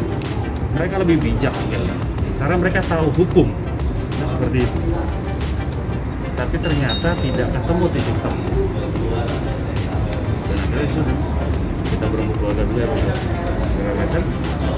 Ya inilah langkah yang kita ambil. Tanggapannya biasa-biasa aja sih, maksudnya ya kalau misalnya kayak gitu saya kan punya masa lalu ya, mungkin kalau dulu saya diceraiin tuh saya nangis-nangis gitu sampai istilah kasarnya tuh susah makan, terus nggak bisa nggak bisa bekerja, nggak bisa ngurusin bisnis. Tapi dengan kejadian, mohon maaf, kejadian seperti yang kemarin itu mungkin ini hikmahnya gitu, berarti kan tandanya Allah sayang. Coba kalau tandanya saya masih sama dia gitu, saya nggak digugat cerai, itu mungkin saya sekarang mungkin lebih sakit lagi daripada kemarin, dan mungkin saya lebih bebannya lebih berat, dan mungkin udah bunuh diri kali ya kayak gitu. Jadi ambil hikmahnya aja sih, di setiap ada masalah itu pasti ada hikmahnya. Kalau misalnya dibilang diperebutkan, saya sih ngerasa enggak ya, biasa-biasa aja, karena yang terdahulu saya sudah selesai, dan yang sekarang saya coba jalanin aja dengan syariat yang baik aja.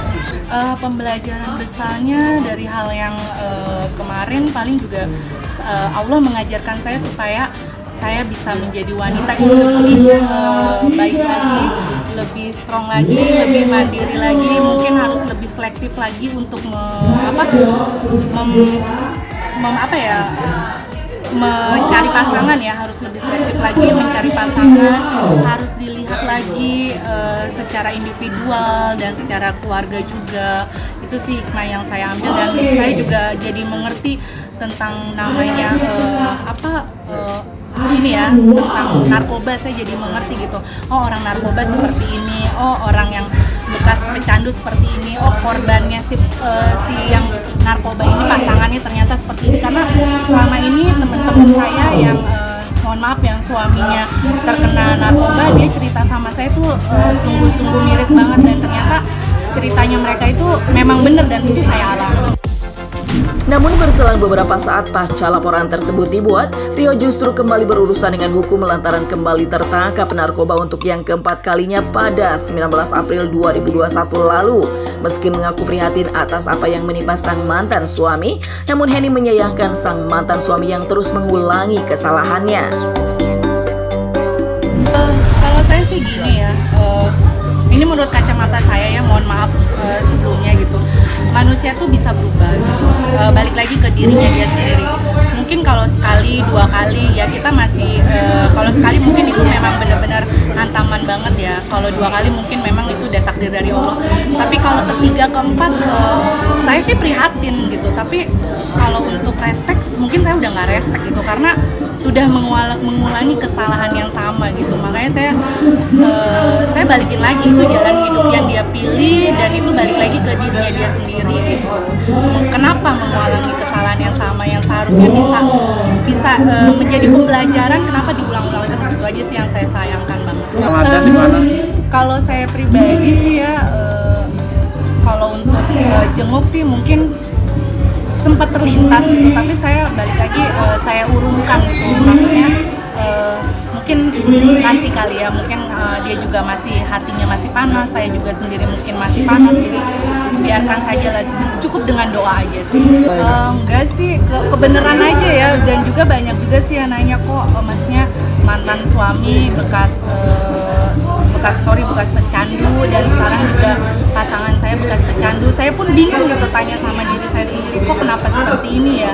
Mungkin dengan saya berdamai dengan diri saya sendiri, berdamai dengan diri saya sendiri, berdamai dengan masa lalu. Ya saya berpikir mungkin Tuhan itu memberikan saya pasangan yang mungkin hampir sama ya case-nya. Tuhan itu percaya sama saya bahwa saya bisa membuat pasangan saya itu menjadi lebih baik gitu. Walaupun kemarin saya gagal menjadi pasangan untuk merubah manusia, mungkin saat ini Tuhan kasih lagi dan mudah-mudahan pasangannya benar-benar bisa berubah sih.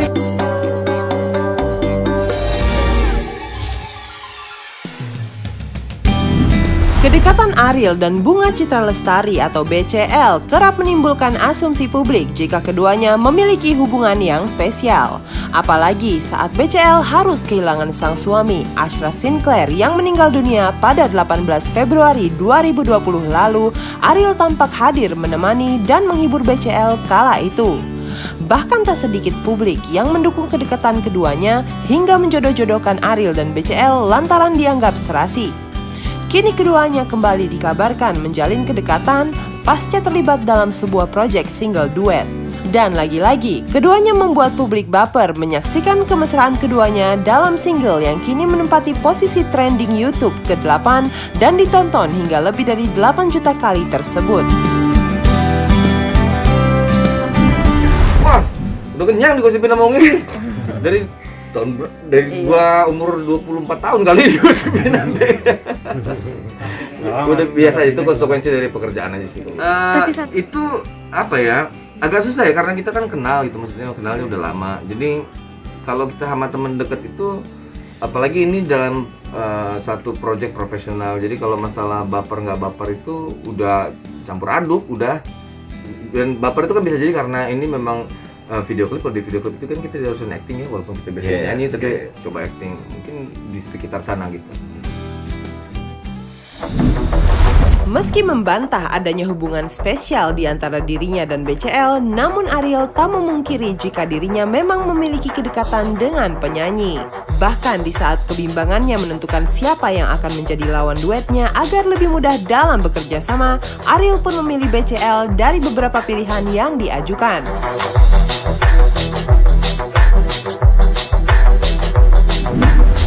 Ya itu tadi kita bilang kenapa kita pilihnya juga BCL pertama kali karena kita dekat banget ya.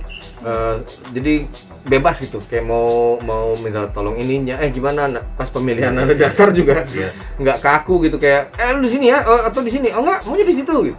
Nada dasarnya jadi lebih mudah jadinya kerjasamanya gitu. Kayaknya diduetin bagus nih gitu. Nah terus abis itu baru kita siapa kira-kira yang duetnya gitu ya. Mungkin ada 1, 2, 3 kali di kepala kita waktu itu kita bilang mungkin ini mungkin itu, cuman karena ini masih kayak eksperimental waktu itu, jadi kita kayaknya mesti yang bener-bener kenal nih minta tolongnya gitu, jadi makanya BCL.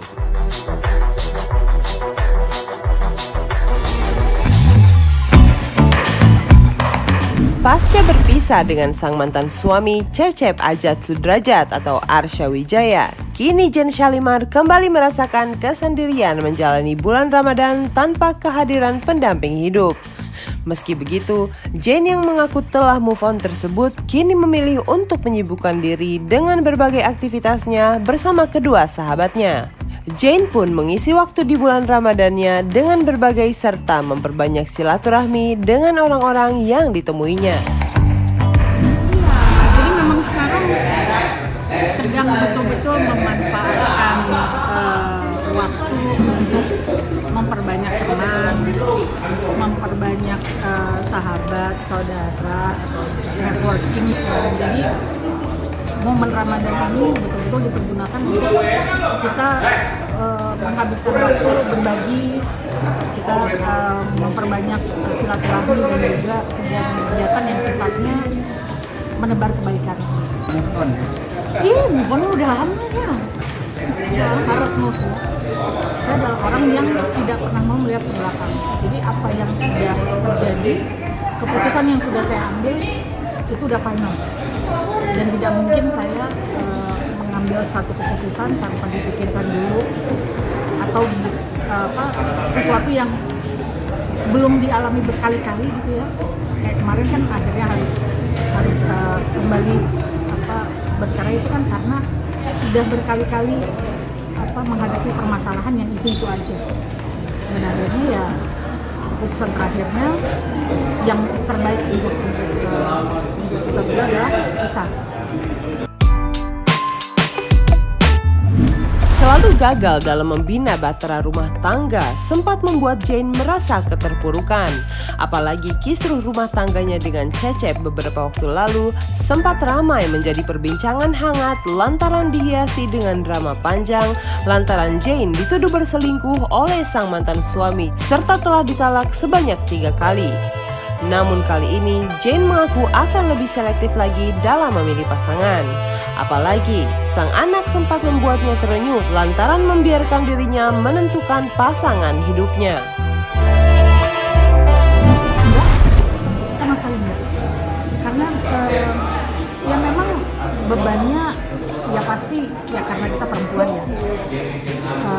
Ada satu hal yang menjadi beban pada saat akhirnya harus kembali menjalani kehidupan sendiri.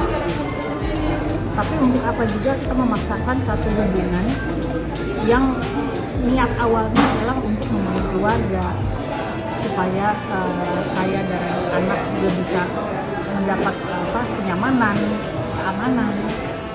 Tapi sementara itu kita tidak dapatkan, jadi dilanjutkan juga untuk apa? Yang ada malah jadi malah jadi mudarat, malah jadi membokongkan terus. Dan yang kasihan adalah anak pastinya. Alhamdulillahnya karena anakku ini udah usianya udah 15 tahun, udah mau 16 tahun. Dan aku juga selalu kalau ngobrol sama dia tuh nganggap dia teman gitu loh.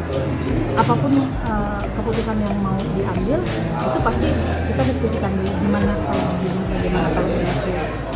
Dan setelah kemarin dia juga mengalami hal-hal yang menurut dia juga tidak nyaman untuk dia. Jadi ya satu hal yang bikin aku terenyuh adalah pada saat dia bilang as long as you are happy, aku nggak apa-apa. Kalau mama senang, aku juga pasti senang. Aku tidak pernah menutup kemungkinan. Aku tidak pernah menutup hati, tidak pernah menutup diri gitu. Jadi ya kita kan menggali silaturahmi dengan semua. Ya kalau misalnya Allah ngasih jodoh lagi ya.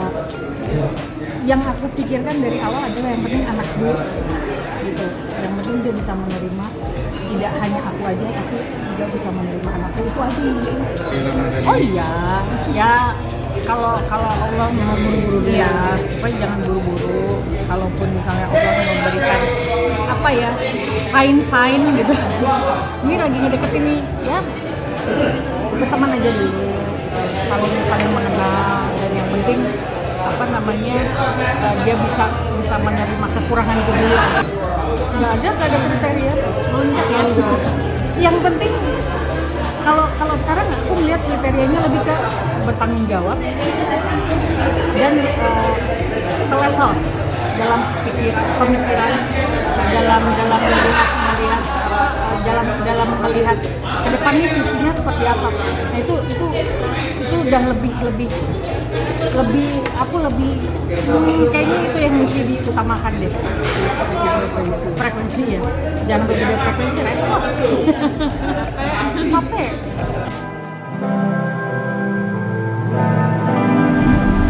Sementara itu, kerap dihadapkan pada masalah rumah tangga untuk kesekian kalinya, dua sahabat Jane menilai jika artis kelahiran 2 Juni 1980 tersebut merupakan sosok yang sabar dan tak gampang menyerah. Jane mengungkapkan jika dirinya sangat beruntung memiliki dua sahabat yang selalu ada di kala dirinya menghadapi masalah rumah tangga. Bahkan dua sahabatnya tersebut rela menemaninya berlibur demi menenangkan dirinya akibat kisruh rumah tangganya tersebut. Dia ini luar biasa sih. Luar biasa, baik, sabar banget yang pasti. Dan ini luar biasanya tuh orangnya tuh nggak nyerah gitu, walaupun udah beberapa kali disakitin ya. Saksi hidup banget waktu dia disakitin. Ini berdua macam, wah hebat lah. Sampai kita yang waktu itu kita nginep di mana gitu bertiga cuma buat sesi curhat gue. Sesi curhat saya. Sesi curhat, udah segala macam lah. Ya pasti struggle, terus mandiri. Ya perempuan yang struggle, mandiri, berprinsip juga, memang tegas, memang perawakannya begini ya. Jadi memang tapi di dalam hatinya dia lembut. Dia seperti dia gini kan, semuanya juga maunya happy ending. Iya, nggak ada yang mau cerai. Betul. Jadi ya kita doakan yang terbaik untuk Kak Jen juga, kehidupan yang lebih baik, dan teman-teman juga bisa berperan ya untuk membangun image yang positif, karena nanti baliknya kan positif juga ke teman-teman. Cuma ada satu hal sih yang mengganjal sedikit sebagai sahabat. Kadang-kadang dia itu kan karena berganti-ganti ya menikah, selalu image-nya tuh, oh jadi ini gimana sih kok ganti-ganti terus, ada something wrong, padahal nggak sih, bukan sebelahnya sahabatku ini, bukan, udah pasti didahului oleh mereka ya kan. Kita nggak subjektif, tapi kita benar-benar objektif. Kalau memang dia kadang-kadang dia salah, kita bilang ya lo salah kak, udah lo ngapain Ya. gitu. Untungnya mereka bukan tipikal teman-teman yang judgmental gitu. Jadi kalau misalnya ada masalah yang aku hadapi, aku nih orangnya introvert. Jadi kalau misalnya mereka melihat ada yang nggak beres nih, mereka langsung duduk sini kak, ada apa? Gitu. Nah begitu akhirnya aku cerita ini segala macam, mereka tidak yang lu gini sih, enggak. Tapi mereka yang oke, kita coba kasih solusi ya, terserah kita mau ambil yang mana, yang penting ini plan A-nya begini, plan B-nya begini gitu. Jadi mereka istilahnya selalu memberikan semangat, tapi dengan cara yang dewasa.